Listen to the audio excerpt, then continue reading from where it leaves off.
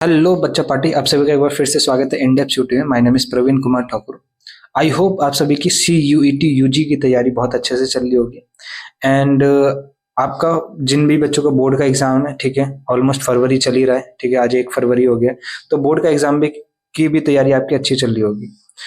इतना तो मालूम पड़ गया है कि हमारा मई में हमारा एग्जाम होने वाला है, यानी टाइम कम बचा है। इसी के रिगार्डिंग मैं धीरे धीरे सारे के सारी इन्फॉर्मेशन आपको देते जा रहा हूँ। बहुत सारी इन्फॉर्मेशन जो कि देना है, ताकि आपको एटलीस्ट इन सारे चक्करों में पढ़ना ना पड़े। हम बात करने वाले थोड़ा दिल्ली यूनिवर्सिटी के बारे में। मे भी बहुत सारे बच्चे जानते हो कि ड्यू के बारे में इजिली, अब तक तो आपने देख लिया होगा, लेकिन कुछ कुछ ऐसी इन्फॉर्मेशन है जो कि मैं आपको बताना चाहूंगा। ठीक है, तो आई होप इस वीडियो के आप एंड तक बने रहें, कुछ कुछ नई इन्फॉर्मेशन जरूर आपको जानने को मिलेगी एंड ये हेल्पफुल रहेगी आपकी ड्यूरिंग क्या नाम है कॉलेज में एडमिशन लेने के लिए। सबसे पहले बात करते हैं, देखिए CUET UG के अंदर नंबर ऑफ यूनिवर्सिटीज है, आपको मालूम होगा।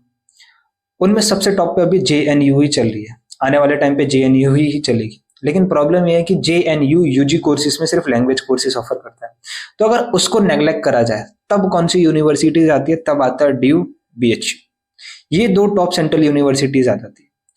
कंपेयर करा जाए कि ड्यू बेस्ट है कि BHU बेस्ट है, अगर बच्चों को डाउट है, ठीक है, तो कमेंट बॉक्स से कमेंट में कमेंट कर दीजिए। मैंने पिछली बार भी अपने स्टूडेंट्स को बहुत हेल्प करी थी इस वीडियो में, हमारी मोस्ट व्यूज वीडियो थी यूट्यूब चैनल पे, ठीक है, ड्यू वर्सेस BHU की। अभी बात करते हैं हम डायरेक्ट दिल्ली यूनिवर्सिटी के बारे में, कि दिल्ली यूनिवर्सिटी में अगर मेरे को एडमिशन लेना है या मैं सोच रहा हूँ एडमिशन लेने के लिए, ठीक है, तो किन किन चीजों का मेरे को ध्यान रखना होगा। कई ऐसे स्टूडेंट थे जो मेरे को बाद में मतलब हमारे चैनल से जुड़े, तो उनका at the end Delhi university द्वारा जब उसकी काउंसलिंग हुई, ठीक है, उनका फॉर्म रिजेक्ट कर दिया जाए, और बहुत दुखी थे। बहुत कई लोगों से तो मैंने खुद भी बात करी थी, ठीक है। तो क्या क्या गलती उन्होंने करी थी जो कि आपको अवॉइड करना है ताकि आपका एडमिशन कैंसिल ना हो। तो चलिए बात करते हैं ड्यू के बारे में। ये इंफॉर्मेशन बुलेटिन पुराना है, CUET UG 2024-2025 का, यानी पिछले साल का है। इस साल का कुछ आया नहीं है, ठीक है। उम्मीद यही है कि सारा का सारा जो होता है ब्रोचर हर साल सेम ही रहता है, तो अगर कुछ चेंजेस होंगे तो जरूर मैं आपको बता दूंगा। अभी हम इसको बिहाफ लेके क्या करते हैं, अपनी तैयारी करते हैं। तो चलिए बिना ज्यादा टाइम वेस्ट करे वीडियो को स्टार्ट करते हैं। तो अगर ड्यू के बारे में आप कुछ चीजें जानना चाहो तो ये देखिए, ये एडमिशन ब्रोचर है, इसकी लिंक आपको क्या होगी, टेलीग्राम ग्रुप पे मिल जाएगी। टेलीग्राम ग्रुप का लिंक क्या होगा, डिस्क्रिप्शन में होगा, तो जाके उसको देख सकते हैं, ठीक है। ये ब्रोचर आप वहां से ले लीजिएगा, और सबसे बढ़िया ये रहेगा, स्क्रीनशॉट लेने से बढ़िया आप क्या करिए, वहां पे इस ब्रोचर को खुद खोल के देख लीजिएगा, ठीक है। तो ज्यादा चीजें अच्छे से समझ में आ गई अगर आप खुद पढ़ेंगे। आप कॉलेज स्टूडेंट होने जा रहे हैं तो आपको ज्यादातर चीजें क्या करेंगे, खुद से ही करनी पड़ेगी। तो चलिए बात करते हैं। देखिए ड्यू के बारे में कुछ कुछ चीजें जान लीजिए कि ड्यू के अंदर नंबर ऑफ कॉलेजेस है, ठीक है। एफिलेटेड नहीं बोलते, ठीक है। ड्यू के अंदर जितने भी कॉलेजेस, ये कैंपस क्रिएट नहीं करता ड्यू, कोई भी ड्यू जैसे अदर यूनिवर्सिटी जैसे कि BHU हो गया, ठीक है, या फिर हैदराबाद यूनिवर्सिटीज हो गया, या फिर आपका क्या नाम है इलाहाबाद यूनिवर्सिटीज हो गया, तो इन सबका क्या है, एक कैंपस है। यानी कैंपस का मतलब क्या, एक बाउंड्री है चकोर टाइप की, या कैसी भी हो सकती है, उस रीजन के अंदर सारी की सारी क्या नाम है फैसिलिटीज है, फैकल्टी एंड कॉलेजेस है। ड्यू में ऐसा नहीं है।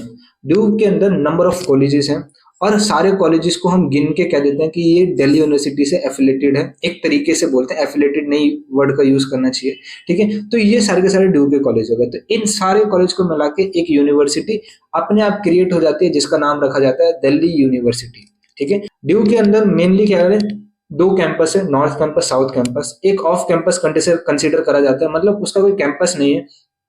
बेसिकली क्या है, कई ऐसे कॉलेज जो डाउनग्रेड है, ठीक है, या बाइफिकेशन ऐसे होता है कि नॉर्थ में सबसे अच्छे कॉलेज, ठीक है, साउथ में उससे कम, एंड देन जो ऑफ कैंपस होंगे उससे और डाउनग्रेड के कॉलेज होंगे। इसी तरीके से ड्यू अब आप अपना ईस्ट कैंपस भी बिल्ड कर रहे हैं, ठीक है, जो कि आपका अभी टाइम लगेगा, उसको अभी अभी रीओपन हुआ है, तो 2-3 साल तो उसको बिल्ड होने में लग जाएंगे।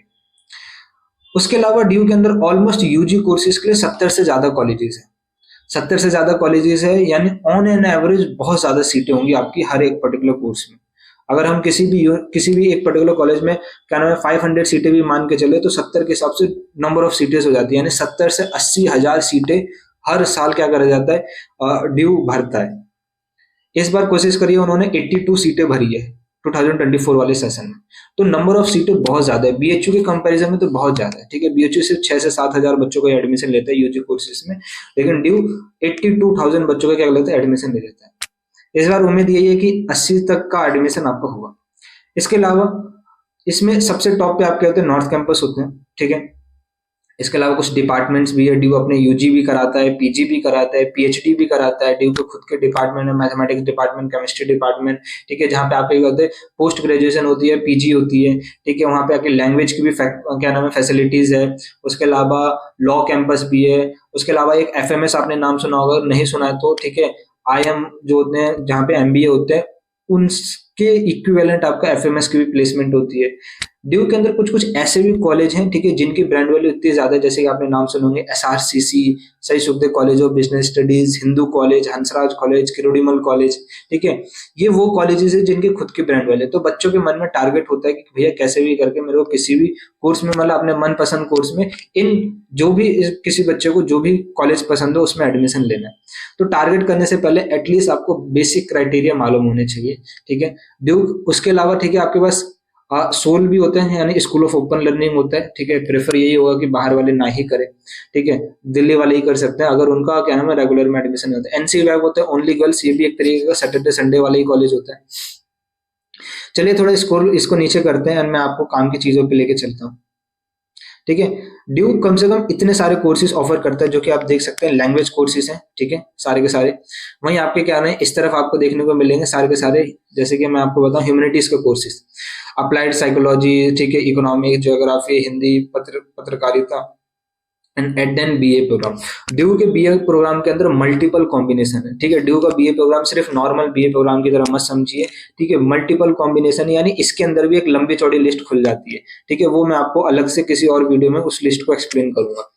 अब ये लिस्ट होती क्या है, बेसिकली कुछ नहीं है, ड्यू अपने बीए प्रोग्राम थोड़ा डिफरेंट चलाता है, ठीक है। जैसे कि मैं बोलता हूँ कि मैं ऑनर्स कर रहा हूँ किसी भी साइंस में, किसी भी स्ट्रीम में, ठीक है। तो अगर मैं फिजिक्स ऑनर्स कर रहा हूँ तो मेरे को क्या नाम है फिजिक्स पढ़नी पड़ती है। फिजिक्स के 3 डोमेन होते हैं।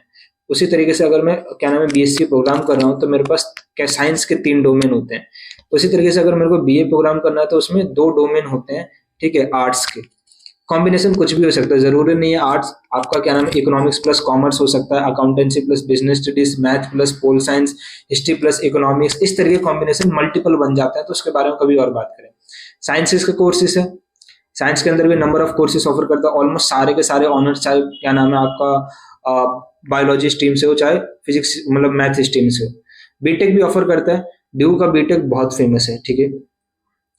Mathematical innovation and information technology, ठीक है, ये डेडली कॉम्बिनेशन। इसका एवरेज प्लेसमेंट, हाईएस्ट प्लेसमेंट अब तक तो 25 लाख जो गया है और एवरेज हर साल, ठीक है।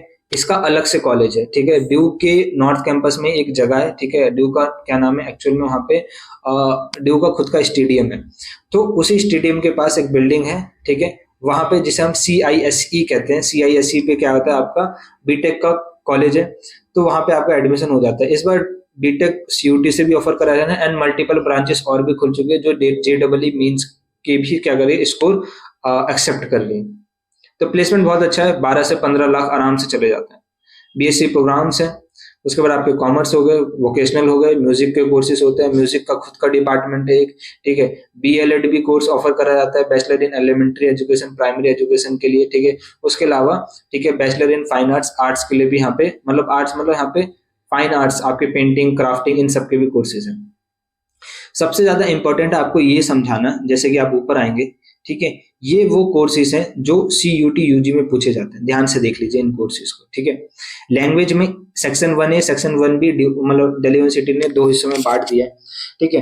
1A में आपकी इंडियन लैंग्वेज है एंड देन 1B में आपकी फॉरेन लैंग्वेज है। अब CUT UG 2025 में फॉरेन लैंग्वेज सारी हटा दी गई है। फॉरेन लैंग्वेज का कोर्स भी करना है, ठीक है, तो भी आपको उसके लिए इंग्लिश रिक्वायरमेंट है। बाकी आप किसी भी इंडियन लैंग्वेज में के थ्रू उसको उस कोर्स को ले सकते हैं। अब बात करते हैं डोमेन स्पेसिफिक है, कुल मिलाकर 27 डोमेन है, जिसमें से इस बार के 6 डोमेन हटा दिए गए हैं, ठीक है। तो अब आपके घट के 21 डोमेन रह गए हैं, जो कि आपने अभी तक अपडेट देख लिया होगा ड्यू पे। जो अगर नहीं जाना है, ठीक है, कौन कौन से चेंजेस हुए हैं पैटर्न में, ठीक है, तो आई बटन पे आपका क्या नाम है आ रहा होगा, उस वीडियो को जाकर जरूर देख लीजिए, चेंजेस इन CUT UG 2025। अच्छा, ये मैंने आपको क्यों समझाया, अब इसको देख लिया, अब मैं आपको ये समझाता हूँ ये क्या है। यहीं पे सबसे ज्यादा गड़बड़ है और इसी के बेस पे आपको अब आगे जाके हर एक कोर्सेज को चेक करना है अपने अकॉर्डिंग, आप जिस भी कोर्स में एडमिशन लेने जा रहे हैं। सारे एक्सप्लेन नहीं करने वाला, वीडियो लंबा जाएगा, इस चीज को समझ लीजिए तो मेरा मेन इंपॉर्टेंट काम हो जाएगा कि आपको चीजें समझ में आ गई, ठीक है, तो आप अपने अकॉर्डिंग खुद भी देख सकते हैं। दिल्ली यूनिवर्सिटी की पहली कंडीशन सुनते रहिए, ठीक है। पहली दिल्ली यूनिवर्सिटी की पहली कंडीशन ये है कि आपने जो भी क्या नाम है आपने CUET UG के एग्जाम में जो भी आपने डोमेन सब्जेक्ट दिया, हमको उससे कोई लेना देना नहीं। आपने 10 दिए 10 डोमेन दिए 10 दो, ठीक है। आपने 6 डोमेन दिए 6 दो, आपने 1 डोमेन दिया 1 डोमेन दो, 2 डोमेन दो, जो भी दो। मैं दिल्ली यूनिवर्सिटी कहता है कि मैं उन्हीं डोमेन को कंसीडर करूंगा, ठीक है, जो आपने क्लास 12 में पढ़े हैं। यानी अगर कोई बच्चा कहता है कि मैं साइंस का हूं और उसने PCB पढ़ा है, लेकिन CUET UG में उसने PCM का एग्जाम दिया है, बायोलॉजी का भी दिया है, 4 डोमेन दे दिए उसने। मान लो उसने क्या नाम है हिस्ट्री का भी एग्जाम दे दिया, 5 डोमेन दे दिए। ड्यू कहता है तुमने 5 डोमेन दिए, ठीक है, तुम्हारे हाईएस्ट हिस्ट्री में आए, कह रहा हम उसको कंसिडर ही नहीं करेंगे। आपने जो जो सब्जेक्ट CUET UG के एग्जाम में दिया, वो अगर आपके क्लास 12 से मैच नहीं खाता है, ठीक है, तो ड्यू कहता है कि उनके मार्क्स तो हम गिनेंगे भी नहीं। ये चीज आपको समझ में आ गई। अब दूसरी बात, यही जानना सबसे जरूरी था, बच्चे गड़बड़ी कर देते हैं, ठीक है। मान लीजिए आपको मैं फॉर एग्जांपल एक चीज समझाता हूँ कि मान लीजिए किसी बच्चे को BA ऑनर्स इकोनॉमिक्स लेना है दिल्ली यूनिवर्सिटी में। BA honours economics Delhi university में लेने के लिए कंडीशन यही है कि आपके पास 4 सब्जेक्ट तो चाहिए, 4 सब्जेक्ट में 1 लैंग्वेज और 3 डोमेन चाहिए। 3 वो जो डोमेन सब्जेक्ट है उन डोमेन में से बोल जाएगा कि मैथमेटिक्स कंपलसरी है, बाकी आप लैंग्वेज कुछ भी दीजिए, इंग्लिश हिंदी असमी जो भी देना आपको दीजिए, हमको कोई फर्क नहीं पड़ता, हम कंसिडर कर लेंगे। और जो रेस्ट 2 डोमेन है वो कोई से भी हो सकते हैं, चाहे आप आर्ट्स स्ट्रीम्स का दे दो, चाहे कॉमर्स स्ट्रीम का दे दो, चाहे साइंस स्ट्रीम का दे दो, कोई फर्क नहीं पड़ता अगर आपने वो पढ़ रखा है। लेकिन मैथमेटिक्स एज ए मेरे को कंपलसरी चाहिए। यानी ये वो मैथमेटिक्स, यानी अगर कोई बच्चा ये कहता है कि सर मैंने CUET UG के एग्जाम में मैथमेटिक्स नहीं भरा, क्या मैं इस कोर्स के लिए एलिजिबल हूँ? नहीं, आप तो बिल्कुल ही एलिजिबल नहीं हो। एक बच्चा कहता है कि भैया मैंने CUET UG के एग्जाम में मैथमेटिक्स तो भरा है, एग्जाम भी दिया, लेकिन मेरे पास क्लास 12 में मैथमेटिक्स नहीं थी, तो क्या मैं इस कोर्स के लिए एलिजिबल हूँ? बिल्कुल आप एलिजिबल ही नहीं हो, कंसिडर ही नहीं करेंगे आपके मैथमेटिक्स के मार्क्स को।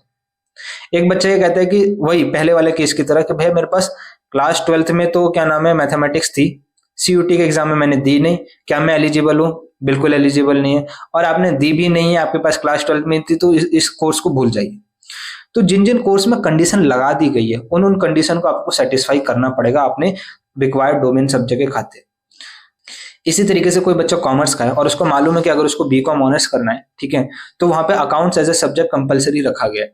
तो अगर कोई साइंस का बच्चा ट्राई करता है कि नहीं मेरे को BCom ऑनर्स चाहिए ही चाहिए, ठीक है, तो देखिए भाई साहब आपने अकाउंट्स पढ़ी नहीं है, ठीक है, आपके क्लास 12 का वो सब्जेक्ट आने हैं, भले आप उसको जाके CUET में दे दीजिए तो भी आपका एडमिशन BCom ऑनर्स में नहीं होने वाला। बशर्ते आपका BCom ऑनर्स के लिए दूसरा भी ऑप्शन है, वो मैं आपको आगे समझा दूं। तो कौन कौन सी केसेस हैं जहां पे बच्चों का एडमिशन रिजेक्ट होता है? पिछली बार भी कई ऐसे बच्चे हैं जो मेरे से बाद में जुड़े थे एंड उनका एट द एंड मैंने खुद देखा है फॉर्म रिजेक्ट होते हैं, क्योंकि मैं उनका फ्री ऑफ कॉस्ट खुद फॉर्म भरता था। सबकी क्या नाम है आईडीज मेरे पास थी क्योंकि उन्होंने दे रखी थी, तो मैं सबका खुद चेक करता था और फॉर्म सबके खुद रिजेक्ट हुए।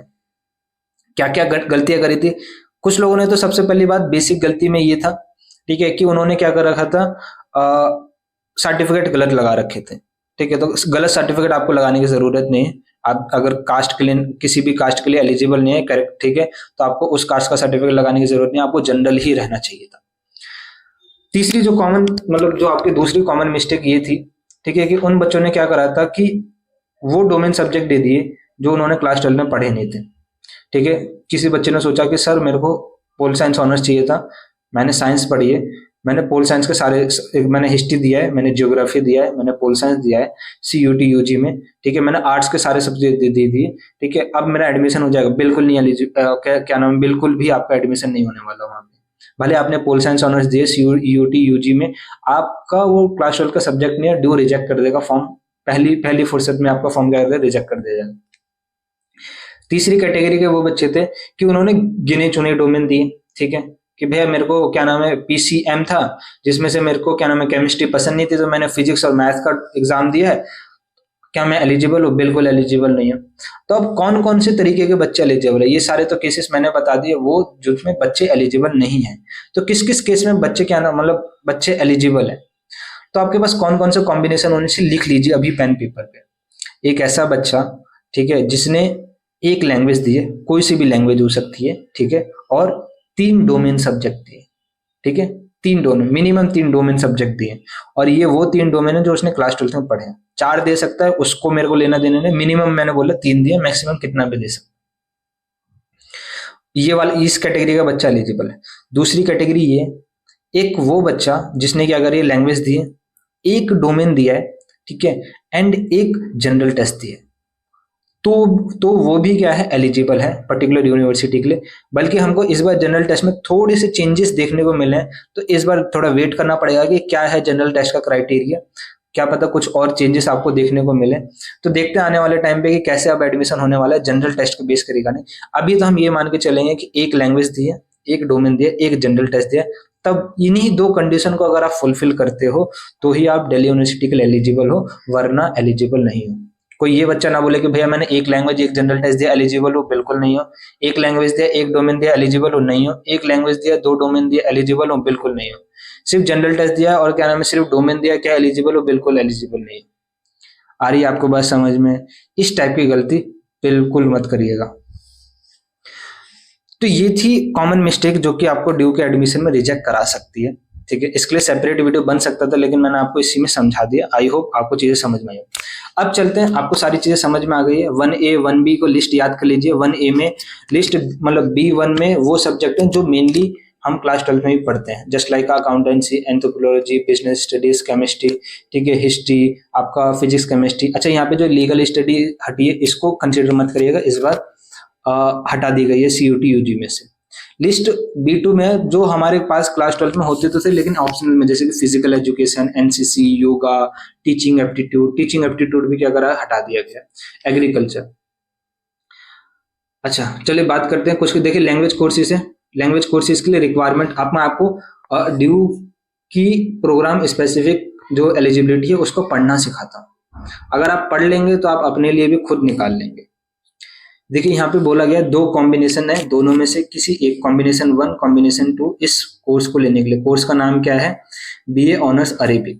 अगर मेरे को ये पर्टिकुलर कोर्स चाहिए तो मेरे को 2 कॉम्बिनेशन फुलफिल करने हैं, एंड देन दोनों में से कोई भी एक हो जाएगा, मेरा काम हो जाएगा, एडमिशन हो जाएगा। पहला कंडीशन ये कहता है कि आपके पास Arabic from list A, Arabic language होनी चाहिए, ठीक है, plus any 2 subject from list B1। अब B1 जाके स्क्रॉल करिए, ये B1 में से कोई 2 सब्जेक्ट होने चाहिए। कितने होने चाहिए? 2 सब्जेक्ट, कोई से भी 2 सकते हैं जो कि आपने क्लास 12 में पढ़े। आगे पढ़िए, plus any 1 subject from either list B1 और लिस्ट B2। इसका मतलब क्या है? ये लाइन आपको हर बार बहुत बार यूज होते हुए चलेगी, तो यहीं पे समझ लीजिए क्या है। आपके पास जो तीसरा डोमेन है उसके लिए आपके पास चॉइस दिए, या तो वो तीसरा डोमेन लिस्ट B1 में से होना चाहिए या वो तीसरा डोमेन लिस्ट B2 से होना चाहिए, ठीक है। यानी अभी तक तो 2 डोमेन फिक्स हो गए हमारे B1 में से है, जो तीसरा होना चाहिए वो B1 या B2 किसी एक में से हो सकता है। कोई बच्चा ये गलती ना करे कि एक ही डोमेन उसने लिया लिस्ट B1 में से एंड 2 डोमेन ले लिए लिस्ट B2 में से, किसी भी कोर्स के लिए एलिजिबल नहीं होगा वो बच्चा। तो एटलीस्ट कम से कम आपको 2 सब्जेक्ट लिस्ट B1 में से लेने, और एक सब्जेक्ट के पास आपको पर्टिकुलर कोर्स में, हर एक कोर्स में आपको जाके देखना होगा, चॉइस मिलती है। अब मैं आपको समझाता हूँ कैसे। देखिए मैं हूँ साइंस का स्टूडेंट, ठीक है, मेरे पास थी PCM का मैं स्टूडेंट था। मैंने कहा कि भैया मेरे लिए पढ़ना आसान है फिजिक्स और मैथमेटिक्स, केमिस्ट्री मेरे बस की नहीं है, लेकिन मेरे को क्या नाम है अरेबिक चाहिए, और डोमेन स्पेसिफिक कोर्स के लिए मेरे को एटलीस्ट 3 डोमेन तो चाहिए, और ये 3 डोमेन है जो मैंने क्लास 12 में पढ़े, यानी PCM। अब कंडीशन यहाँ पे ये है कि जैसी मैं बोलता हूँ कि मेरे को केमिस्ट्री पसंद नहीं है तो मैं फिजिक्स और मैथ का एग्जाम देता हूँ ओनली, लेकिन क्लास 12 में मेरे पास एक एक्स्ट्रा सब्जेक्ट था जिसका नाम था फिजिकल एजुकेशन, जो कि मेरे को स्कूल के द्वारा दिया गया था। और physical education as comparison to chemistry बहुत आसान है, बहुत का मतलब बहुत ही आसान है। अगर केमिस्ट्री 100% पे तो फिजिकल एजुकेशन 10% पे खड़ा है। तो मैं कह देता हूँ वो जो तीसरा डोमेन है ना वो क्या होता है, फिजिकल एजुकेशन दे देता हूँ। यानी मैंने कंडीशन फुल कर ली, 2 सब्जेक्ट B1 में से फिजिक्स और मैथ, और एक सब्जेक्ट लिस्ट B2 में से, एलिजिबल हो, इस कोर्स में मेरा एडमिशन हो जाएगा आराम से। वहीं कोई बच्चा कहता है कि नहीं भैया मेरे पास कोई B2 का सब्जेक्ट नहीं था, या B2 में मेरे को कोई पसंद भी नहीं है, ऐसे ही मेरे को हार्ड लगता है, तो भाई तुम B1 में से ही तीसरा ले लो, फिजिक्स केमिस्ट्री तो ले ही रहे, मतलब मैथ और फिजिक्स तो ले ही रहे थे, केमिस्ट्री भी ले लो, तो भी आप एलिजिबल हो जाएगा। अब आपको समझ में आया ड्यू का ब्रोचर पढ़ा कैसे जाता है। ड्यू का ब्रोचर पढ़ना जरूरी है, अगर नहीं पढ़ोगे एट द एंड गलती हो जाएगी और एडमिशन नहीं ले पाओगे किसी भी यूनिवर्सिटी में। सेकेंड ऑप्शन है एनी लैंग्वेज, जिसके पास अरेबिक नहीं है, कोई भी लैंग्वेज हो सकता है, अरेबिक वाला कॉम्बिनेशन अब तो हट ही जाएगा क्योंकि लैंग्वेज ही हट गई है, ठीक है। Any one language, list A में से कोई सी भी लैंग्वेज होगी, हिंदी, मराठी, तमिल, वहां पे बहुत सारी लैंग्वेज लिखी, इंडियन है। वही any two subject from B1, one subject इधर फ्रॉम B1 और B2। जाकिर हुसैन कॉलेज है, ये सीट का बाइफिकेशन है, देख सकते हैं। चलिए थोड़ा काम की चीजों पे आ जाते हैं, ठीक है। ये BA ऑनर साइकोलॉजी हो गया आपका। मेन फेमस मैं आपको कोर्सेज समझा देता हूँ, जैसे कि कुछ कुछ आप जाएंगे देख लेते हैं थोड़ा। हम पोल साइंस ढूंढ रहे हैं, अगर पोल साइंस का कोर्स मिल गया तो डिपार्टमेंट ऑफ बॉटनी साइंस आ गई है, तो पॉलिटिकल साइंस, हिस्ट्री देख लेते हैं। चलिए मैं आपको हिस्ट्री समझा देता हूँ, ठीक है। हिस्ट्री के लिए कैंडिडेट के पास कोई चॉइस नहीं है, एक ही तरीके का कॉम्बिनेशन दिया है, बोला गया any one language from list A, कोई सी भी हो सकती है, हिंदी हो, इंग्लिश हो, जो मन में है वो हो। Any two subject from list B1, जो कि मैंने आपको समझा दिया, और जो लास्ट का जो तीसरा डोमेन बजा उसमें चॉइस है आपके पास, B1 ले ली या B2 ले ली। उसी तरीके से वही मैं आपको इकोनॉमिक्स समझा रहा था, ठीक है। जैसे कि मैं आपको इकोनॉमिक्स का आपको दिखा रहा था, देख लीजिए यहाँ पे कॉम्बिनेशन में रखा गया है कि any one subject from list B1 A1, मतलब लिस्ट ए, प्लस मैथमेटिक्स या अप्लाइड मैथ, यानी मैथमेटिक्स कंपलसरी कर दिया गया है, ठीक है। Plus any two subject one should be from list B1, दो सब्जेक्ट जो बचे उनमें से एटलीस्ट कम से कम एक B1 में से होना चाहिए, दोनों के दोनों B1 में से हो सकते हैं, लेकिन ऐसा भी कॉम्बिनेशन बन सकता है कि एक B1 एक B2 से हो, लेकिन ऐसा कॉम्बिनेशन बिल्कुल नहीं बन सकता कि दोनों के दोनों ही B2 से हो। B2 यानी वो लिस्ट जिनमें वो B2 के सब्जेक्ट थे, इस चीज का ध्यान रखिएगा। चलिए थोड़ा आ जाते हैं साइंस में। हमारा साइंस में जैसे जाएंगे आप कोई सा भी कोर्स पकड़ लीजिए, ठीक है। जैसे कि आप बायोकेमिस्ट्री पे जा रहे हैं तो आपके पास केमिस्ट्री होनी चाहिए, ठीक है। दो कॉम्बिनेशन है, केमिस्ट्री प्लस बायोलॉजी, मतलब बायोलॉजिकल स्टडी, बायोटेक्नोलॉजी, बायोकेमिस्ट्री, इन सारे बायो में से कोई एक बायो का सब्जेक्ट होना चाहिए, जो कि आपने क्लास 12 में भी पढ़ा हो, CUT में भी दिया हो, ठीक है। एंड प्लस का फिजिक्स, यानी 600 में से कट, मतलब यहाँ पे 3 ही डोमेन सब्जेक्ट है, सिर्फ 3 ही डोमेन सब्जेक्ट है। वहां पे देखिए, वहां पे लैंग्वेज भी बोली थी, यहाँ लैंग्वेज कहीं बोली गई है नहीं, यानी 3 ही डोमेन सब्जेक्ट के मार्क्स काउंट हो रहे हैं। जो सेकंड कॉम्बिनेशन है उसमें क्या बोला गया, ठीक है, फिजिक्स के बदले आपको क्या क्या कर दिया गया, मैथमेटिक्स रख दिया गया, बाकी तो सब सेम ही। यानी एक PCM वाला भी स्टूडेंट क्या कर सकता है, इसके लिए अप्लाई कर सकता है, लेकिन उसके पास बायोलॉजी भी होनी चाहिए, यानी उस बच्चे ने क्लास 12th में PCM भी पढ़ा होना चाहिए। तो लैंग्वेज का क्या कंडीशन है, साइंस के कोर्सेज में ज्यादातर लैंग्वेज में यही बोला गया, और एक बच्चा था मेरी जान पहचान में स्टूडेंट में, ठीक है, उसका एडमिशन इसी वजह से नहीं होता क्योंकि वो ये लैंग्वेज की कंडीशन फुलफिल नहीं कर पाए। तो देखिए यहाँ पे लिखा हुआ है, merit will be based on the CUET score obtained from any of the above mentioned combination of the subject. Candidate must have the obtained a minimum 30% score in any one language in list A in CUT. इसका मतलब यही है कि उस particular बच्चे को language का exam तो देना ही है, चाहे वो किसी भी लैंग्वेज का दे, इंग्लिश दे, हिंदी दे, जो देना दे, ठीक है। और उसको एटलीस्ट 30% मार्क्स चाहिए। पिछली बार 200 का पेपर था तो 30% के मार्क्स के अकॉर्डिंग 60 से ज्यादा अबव आने चाहिए थे। ये मार्क्स आपके मेरिट में काउंट नहीं होते, ये सिर्फ क्वालिफाइंग कंडीशन है। अगर आप इस कंडीशन को फुलफिल करेंगे तब हम आगे आपके डोमेन के मार्क्स काउंट करेंगे, ये ड्यू ने कहा था। तो ये गलती, मतलब ये तरीका अभी भी होगा, लेकिन 30% अब थोड़ा चेंज हो जाएगा क्योंकि 250 मार्क्स का पेपर कर दिया गया, तो 30% में क्या करो, थोड़ा बहुत चेंजेस देखने को मिलेगा। इस चीज का आपको जरूर ध्यान रखना होगा। अब आपका ऑलमोस्ट मार्क्स तो मेरे ख्याल से 75 प्लस हो जाएगा 250 में से, तो आपको एटलीस्ट किसी भी लैंग्वेज में इतना तो स्कोर करना पड़ेगा, एंड साइंस में आपका क्या नाम है एलिजिबल हो जाएंगे, लेकिन काउंट नहीं होगा मेरिट। तो ये था ऑल ओवर साइंस के बारे में। आप अपने अकॉर्डिंग जो समझना आपको, मतलब जो भी आपको ब्रोचर देखना है खोल के देख लीजिए।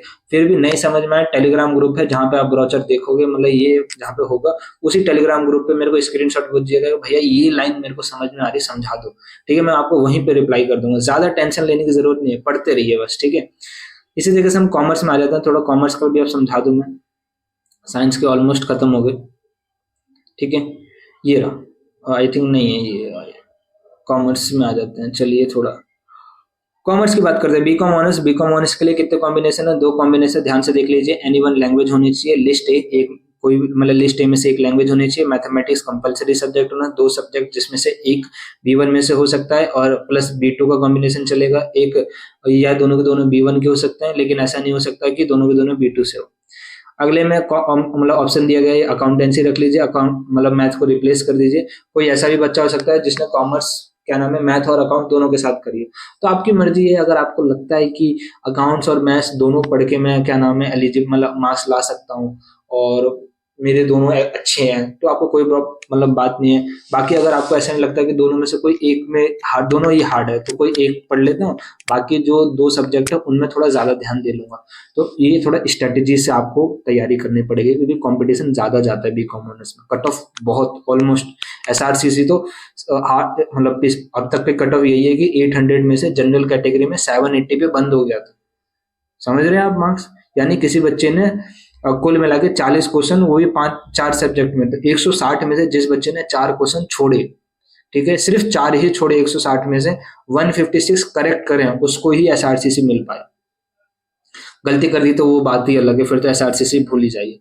तो ये थी कट ऑफ, ये था आपके कॉम्बिनेशन बी कॉमर्स के। एक डिफरेंट तरीके का कॉम्बिनेशन है, वो भी मैं आपको समझा देता हूँ, 1 मिनट हो जाइए, वो कॉम्बिनेशन नीचे मिलेगा।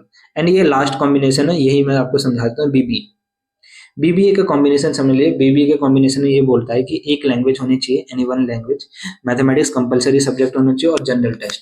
3 सब्जेक्ट चाहिए, जिसमें से जो आपका मैथमेटिक्स जो डोमेन है, ठीक है, वो आपका क्लास 12 का भी डोमेन होना चाहिए था, ठीक है। तो यहाँ पे 3 सब्जेक्ट के मार्क्स कंसिडर होंगे और इसमें से आपकी मेरिट निकलेगी। ये तीसरे तरीके का कॉम्बिनेशन। एक तरीके का कॉम्बिनेशन ये है बीए प्रोग्राम वालों का, ठीक है, सेम कॉम्बिनेशन है, वहां पे भी एनी वन लैंग्वेज है, बस यहाँ पे क्या नाम है मैथमेटिक्स की जगह पे वहां बुलाएगा कि any one subject from B one, ठीक है। I think B one B two, शायद मैं जाकर देख, आप जाके देख लीजिएगा, या बी वन बी टू दोनों में चॉइस है, ठीक है। तो एक ही डोमेन बोला और जनरल टेस्ट हो, तो उस तरीके का फिर आप बीए प्रोग्राम भी की तरफ भी क्या कर सकते हैं, इस तरीके। तो ये आई थिंक 4 या 5 डिफरेंट डिफरेंट तरीके के कॉम्बिनेशन थे जो मैंने आपको समझाने की कोशिश की।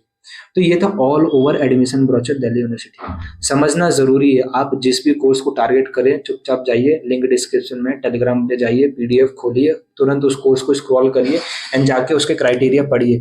क्या पता आप ऐसे सब्जेक्ट की तैयारी कर रहे हो जो कि आपके एग्जाम में आने वाला है नहीं। आ रही है बात समझ में?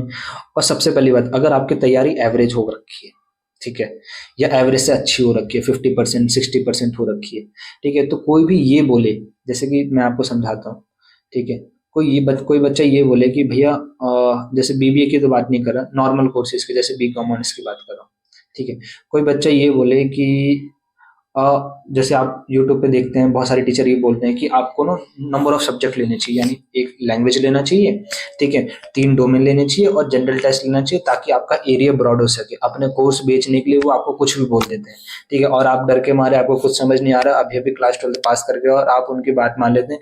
आप चारों जगह अपना टाइम, मतलब पांचों जगह अपना टाइम दे रहे हो, लैंग्वेज में भी दे रहे हो, 3 डोमेन में भी दे रहे हो, एंड देन आपका जनरल टेस्ट में दे रहे हो। सबसे पहले पता, अगर कोई साइंस का स्टूडेंट है, जनरल टेस्ट बिल्कुल ना पढ़े, ठीक है। अगर वो कुछ ऐसे कोर्सेज को टारगेट नहीं करे जिसमें जनरल टेस्ट की रिक्वायरमेंट है, बिल्कुल ना पढ़े। उसको साइंस के 3 डोमेन पढ़ने, बस लैंग्वेज उतना ही पढ़े ताकि वो बस मिनिमम मार्क्स ला सके, जो कि आपका 60%, इस बार जो थोड़ा बढ़ गया है 75, आपका क्या नाम है होना चाहिए, 75 मार्क्स से ज्यादा आ सके, बस इतना ही आपको लैंग्वेज पढ़ना। फालतू में दुनिया भर का अपना टाइम वेस्ट करने की जरूरत नहीं है उन लोगों के चक्कर में। कोई ये बच्चा बोले कि भैया मैं बीकॉम की तैयारी कर, मतलब जीटीवी पढ़ रहा हूँ ताकि मेरा एरिया ब्रॉड हो सके और मैं डिफरेंट डिफरेंट क्या नाम है कोर्सेज में अप्लाई कर सकूं। तो डिफरेंट डिफरेंट कोर्सेज में ब्रॉड एरिया उसको करना होता है जो लास्ट टाइम पे तैयारी कर रहा होता है, और उसको डर होता है कि भैया मेरे को कुछ तो मिलेगा नहीं, एटलीस्ट कहीं तो हाथ मार लूंगा तो कुछ ना कुछ तो मिल जाएगा। इस केस में आपको ये करना है, ठीक है। देखिए जनरल टेस्ट बीकॉम वालों को देने की जरूरत नहीं है, तो वो अपना डोमेन पे ध्यान दे, कोशिश करे कि इतना हाई मार्क्स लेके आए ताकि आपको बीकॉम ऑनर्स या फिर आपको बीकॉम प्रोग्राम, कोई ना कोई तो दोनों में से दोनों मिल जाए, ठीक है। अब बीकॉम प्रोग्राम के यहाँ पे तीसरा जो कॉम्बिनेशन है वो जनरल टेस्ट वाला है, ठीक है। देखिए मैंने बोला था ना, एनी वन सब्जेक्ट या तो बी वन में से, बी टू में से, या जनरल टेस्ट वाला, ठीक है। तो अगर आपके जनरल टेस्ट में पकड़ है और अब बीकॉम प्रोग्राम चाहिए तो इस तरीके का कॉम्बिनेशन चूज कर सकते हैं।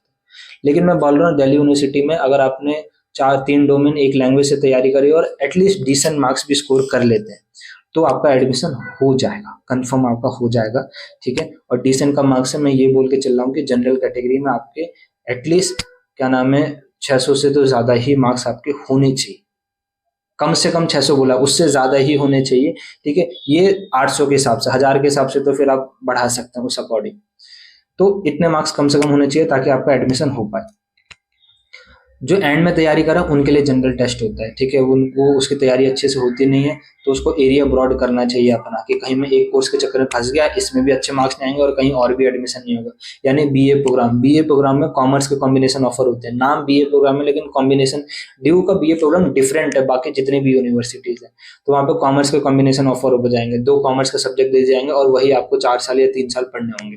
उसी में आपको एक ऑनर्स की भी डिग्री मिल जाएगी। लिटरली बता रहा हूँ, न्यू एजुकेशन पॉलिसी का आपने बीए प्रोग्राम वाला है और आपने उसमें अकाउंटेंसी एज अ मेजर लेके पढ़ रहे हैं, तो आपको अकाउंटेंसी ऑनर्स की, मतलब अकाउंटेंसी ऑनर्स यानी एक्चुअल में कॉमर्स ऑनर्स की आपको डिग्री मिल जाएगी।